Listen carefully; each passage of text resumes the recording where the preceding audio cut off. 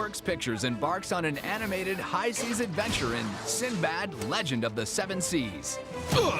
Let's get rich! Starring Brad Pitt as Sinbad, the cavalier master thief whose daring has no limits. Joining in on the adventure, Academy Award winner Catherine Zeta-Jones as the spirited and feisty Marina.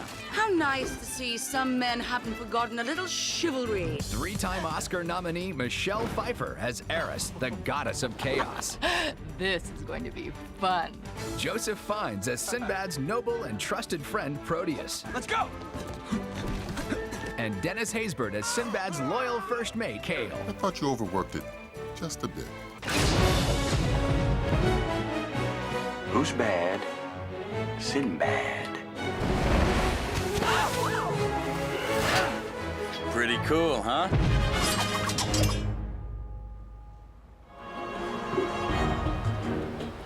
Sinbad is one of those greatest stories ever told. There's Tarzan, Aladdin, and Sinbad's story's never been tackled in animation, and it's got such a rich mythology about it. We are both true to the Arabian Nights' 7 stories of Sinbad, and yet we also take from other mythologies to tell a story that takes Sinbad, that fabulous adventure character, and put him in the 21st century for a contemporary audience. Our Sinbad is the story of a rogue, you know, of a bad guy, and he's a thief, and he's a pirate, and he's selfish. You're just gonna run away? Yeah. I think he's charming. He's swashbuckling and exciting. Brad Pitt, who I just think is one of the really great leading men of our time, just so much charisma and such a great wit and sense of humor. Oh, now I'm doing sound effects. And I think this movie has captured, you know, really that incredible, unique, and wonderful essence of Brad and this character of Sinbad. The world's most valuable object is on its way to Syracuse. Shame it'll never get there. Brad's very charming, he's very funny, he's witty, he's sort of the guy you want to go on a road trip with. He's fun to be around, and that's what we wanted from Sinbad. We're heading for Fiji. This will be the first time I've done an animated film, and it's very fun, and the hours are much more civil than a live action. Jump! You know, just, you know, it's a different vibe. Hang on! Ah! Oh! Ow! To get a first-hand reference for the character, Sinbad's lead animators were on hand to get an inside look at the actor at work. It's just fun to look at Brad as he gives the lines that you were going to animate eventually. So I sat there and did little thumbnails, little sketches of, you know, wow, we could do this, and oh, he did that with his hand there, and I literally cannot wait to see this animation. Catherine Zeta-Jones blew us away. She was the first voice cast for this picture, and we really worked on the whole character, language, dialogue, and design of Marina, given how fortunate we were to get Catherine as the casting. She brings a maturity to the voice, a playfulness to the voice, a sexiness to the voice. Marina is somebody who can trade one-liners with him and also keep up with him on the very, very physical adventures these two go on. Wait! And during the session, I got inspired by the way she acted. We tried to capture a little bit of her face as well, and especially the eyes. Don't you dare for a second think you can talk me out of it. And don't tell me the realm of chaos is no place for a woman. I never realized that the voice came first and the animation came second. I thought you would, like, dub to what they, you know, they animated, and all the different nuances that you create just by your voice speaking. It's amazing how the animators, you know, put them all into the animation. I'm here to make sure you get the Book of Peace. Or bring back your dead body if you fail. All the crew, they seem to fall for a bit. It's Marina! We thought you were gone forever. Sinbad has a little bit of a problem with that. Knife, please. Oh, yeah. Like, I'd give you a weapon. Sinbad's got a bit of an ego. You egotistical. You spoiled! Disrespectful. Deluded! Pretentious. At least I'm not repressed! Repressed? I'll show you repressed. Sometimes that ego gets in the way. She got Cale there, kind of as the right-hand man to keep him on the straight and narrow. I'm only doing this for the money. Right. Cale is kind of like Sinbad's conscience. He's your friend. Listen to you. You sound like my mother. And kind of the spiritual leader of the crew. And he keeps them in line. We heard in Dennis this sort of noble big brother voice. All right, man, you heard the captain. Find logs and be quick about it. And we actually added a lot of moments for Cale in the picture that were not there before we began to hear what Dennis brought to the character. Got it. I think what it is for an actor is that you have no inhibitions, you know, because it's all about the voice. So it really is kind of liberating. No adventure would be complete without a strong-willed, seductive, manipulative, and fun-loving villain. And you are? Eris, the goddess of discord. Eris, the goddess of chaos. Yeah, she's trouble. She's nice looking, but she's trouble. Michelle Pfeiffer brings a sexy, fun voice. She does have a very dark tone in her delivery for Eris, which helped out a lot. And it was great to look at her facial expressions, how she was acting out certain lines of dialogue. That, of course, helped a lot with animating her. When DreamWorks approached me, all they said was the goddess of chaos, and I said yes. It just sounded like so much fun. Like it? Huh. I'm planning on doing the whole world this way. Michelle came in and gave so much body to this character, so much of her ability as an actress really comes through in her voice. Just look at them. I pull one tiny thread and their whole world unravels into chaos. Glorious chaos.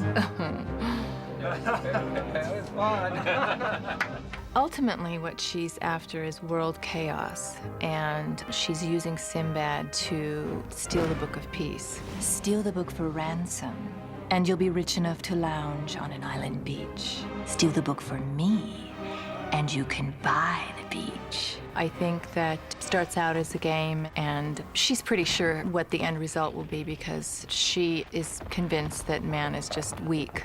And Sinbad proves her wrong, and that is frustrating and irritating at the same time, makes it all the more exciting for her. Very early on, we talked about Eris being sort of the product of her own thought, meaning that she could think about something and become that thing. She can think about moving someplace, and she's just there. She morphs, she twists, she changes shapes. Eris was the most challenging character in the movie. Who's there? Because just for the design of her, she appears and reappears, and so much of her was discovered in the animation. The Eris effects by nature are almost like silk underwater or cream in coffee. It's unlike anything that has been done in a traditionally animated film before. She's just as much of an effect as she is a character. Make yourself at home. It was really fun doing the morphing. There was no boundaries to, once I got her into the morphing kind of section, there was no model sheets. It's just having fun. It's just pure animation. No mortal has ever made it to Tartarus before. Alive, that is.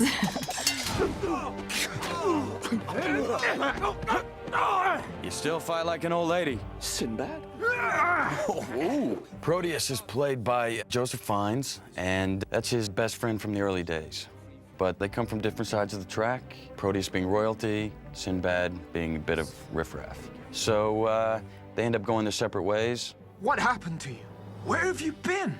Hey, love to stop and catch up, but I've got things to do. You can't be serious. You disappear for 10 years, show up and rob me? Actually see the actor perform as well in front of the microphone. Pick any hint of mannerisms or squint of an eye that you can actually use as well in the animation. So of course it's great to be there to see that. I mean, Proteus is cut like this, V-shape, noble, great sort of swagger. Incredible. He's sort of a fantasy for a guy. If you want the book, you have to go through me. The retelling of the Sinbad legend wouldn't be complete without seductive, mythological sirens. Come and get it, ladies. Sirens are the mythological women who sing songs to entrance the sailors so that they may crash on the rocks and drown with the girls. I saw her first. The sirens in our film, we really wanted to make them feel unearthly and based purely from water. So we did a lot of development to take animated female figures, but then turn them into like a living fountain, so that when they rise out of the water, they splash like a wave, float in the air, and then disappear into a million drops of vapor when they try to sweep the men off the deck of the ship. We studied rhythm gymnastics, ballet, modern dance, some underwater photography to kind of see the flow of cloth underwater. So we can make them more predator-like or sometimes reptilian-like and very quick moving under the water. And then when they come out, we wanted it to be kind of like suspended, very ethereal, seductive, just to try to mesmerize the sailors. What? I love you. El mare le Siren sequence, which was done by almost everybody in the department at some point, turned out to be an exceptional sequence. It was an exciting technical challenge that I think breaks boundaries technically and in visual design. We've got things in this film like the sirens that I don't think anybody's ever seen before. I don't think you can use the name Sinbad and not think of the monsters in the movie. So we knew right from the start we were going to have these great, big, epic, scary, fun, action-packed set pieces that were filled with monsters like you've never seen before. Give that guy a raise. We felt it was necessary for Eris to have something to interact with in her world. And since her world is one of total malevolence, it would have to be something frightening. Run! Let's go! I have a little dachshund. She has a huge scorpion monster. That's Eris. The characters on this film are probably 3 times as complex as any other characters that I've worked on any other films, especially the sea monster character. What the? I mean, he's got 8 tentacles, big giant ears that flop around, tons of little suction cups. There's just a lot to deal with. Go, Spike. I got you. I got you. Go! The effects on this movie were at least threefold anything that's ever been done at this studio. We went to the effects crew and we said, okay, we're going to do 3 movies worth of visual effects, but we're going to do it in the time we've done 1 movie's worth of effects in the past. See, you want to know what directing is like? Just nonstop. Tim Johnson and Patrick Gilmore jumped at the chance to direct the exhilarating action adventure. We really do work together. No, really. No, we just barely ever see each other in the same room. Hi, my name's Tim. What's your name? Patrick. Oh, I love your film. Literally the first words out of my mouth when I heard about Sinbad was, where do I sign? Because this is the movie I've always wanted to work on, always wanted to make. It's really been a dream. I think what's wonderful about Tim and Patrick as a combination is that, you know, they have very different backgrounds, and yet both very passionate and good at story and, you know, in love with Sinbad, but also the movie making and animation. Everybody with a DVD is going to have to hit the slow motion button on all these fights. There's just so much cool action going on. Tim Johnson came off of Ants, and I think one of the most gifted directors working in animation, and Patrick Gilmore, his partner, and you know, it really takes 2 to pull one of these movies off because they do still take 3 or 4 years to make. Yeah, let's get a big exhale. Got it covered. Monkey see, monkey do. The guys are good about laying out the story for you, and by the time I get in here, they set up the scene for me and let me know what they're after, and I'll get various line readings sometimes that are really good. Damn Buck. Damn Proteus. Really? That was great. Really? You think of the great action stories, great action films that have been made, you know, whether it's the Star Wars series or Indiana Jones or even a Gladiator.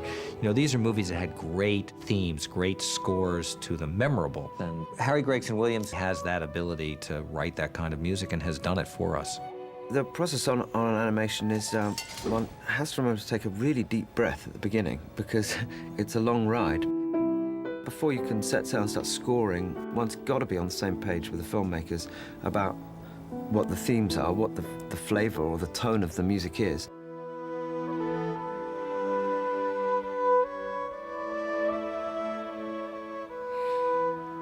This life suits you. Yeah.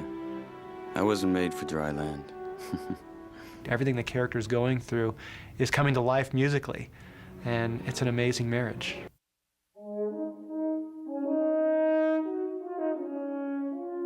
The core of the sound of the music is orchestral, but that's not necessarily to say traditional. But you know, what one needs to feel from the music is a big kick and a rush. You know, the orchestra's a powerful machine to put behind that. So there's a smattering of ethnic instruments to give the whole thing a flavor, but the engine room is the orchestra.